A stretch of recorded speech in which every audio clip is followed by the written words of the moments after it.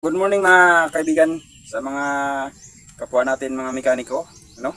Dito sa tutorial ko ngayon ay doon din sa mga baguhan, meron kayong aral na makukuha sa ngayon, napakahalaga.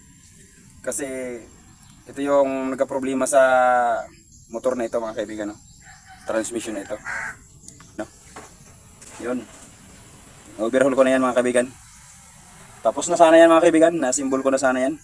Kasi ang motor na ito ay ito yung aking inayos. Binili ko ng 3,000. Tapos ibibinta ko rin. Kung papansin niyo, ganda na oh. Ganda na mga kaibigan. Ayan ang ulo niyo.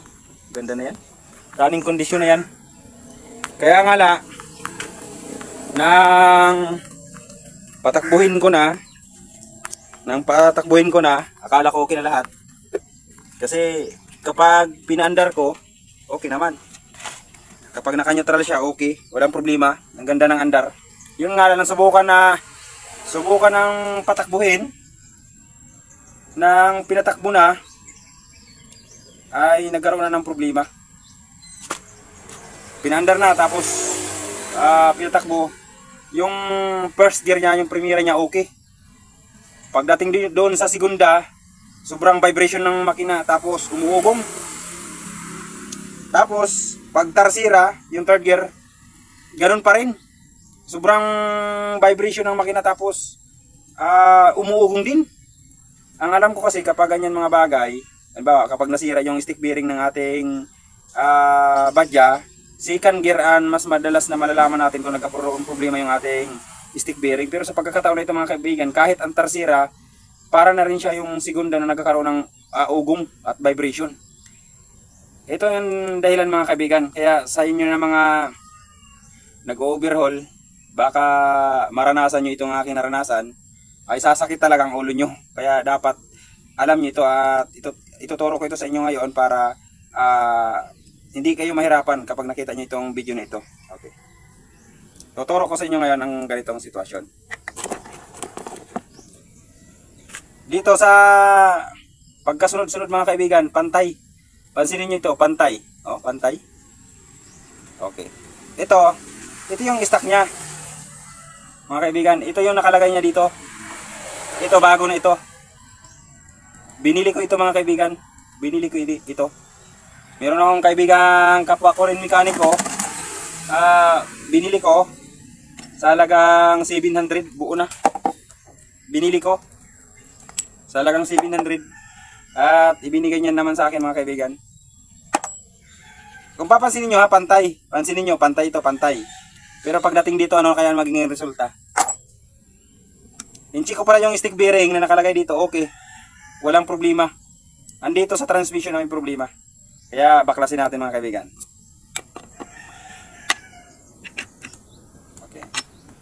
Pansinin nyo, once na ito ang ilagay ko. Okay. Ito nakalagay kanina. Itong bago. Itong dati niya dito. Ang-stock niya dito sa motor na ito. Pansinin nyo, ilalagay ko.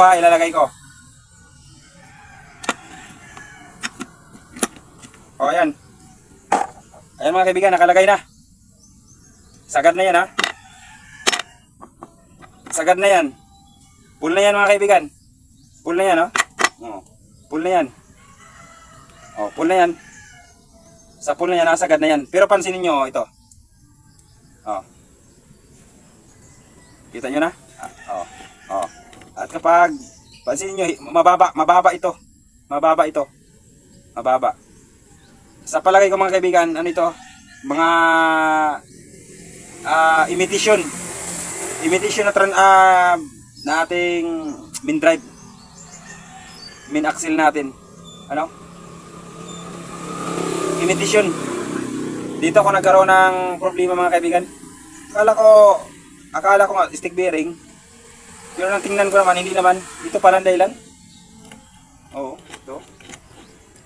At pansinin mo kapag ilagay ko na ang ilalagay na natin ito. Ating selector, ilagay natin.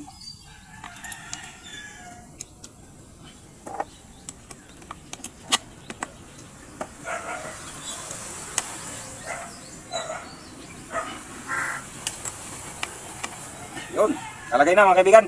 Pansin nyo kapag inikot natin. Oh. Oh. Oh.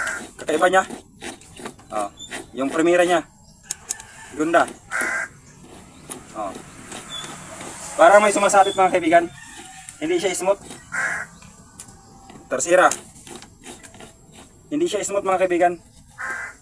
Nagkakaproblema talaga dahil dito. Dito. Hindi siya kagaya ng original mga kaibigan. Hindi siya kagaya dito. Oh, pero hindi sila pantay. Kaya ito, pinalitan ko ng bago. No, ito ni pinalit ko. Ayan. Ito ang ilalagay ko mga kaibigan.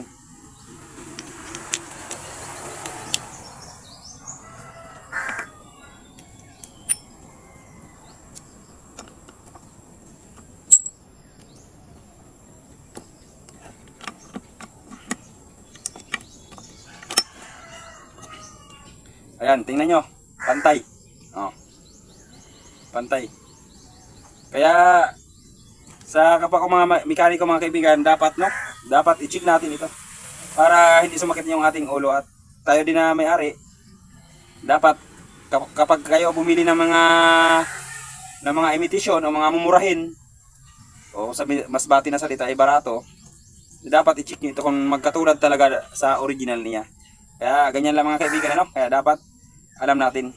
Kaya maraming salamat.